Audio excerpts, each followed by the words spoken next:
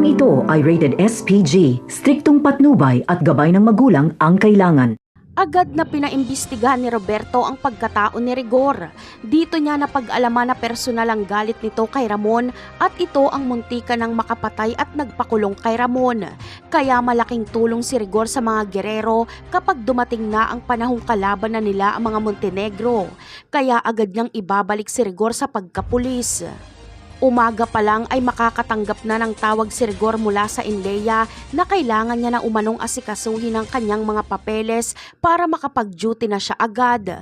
Pupunta muna si Rigor sa City Hall para kunin kay Mayor Roberto ang permadong dokumento na nagpapatunay na balik serbisyo na si Rigor.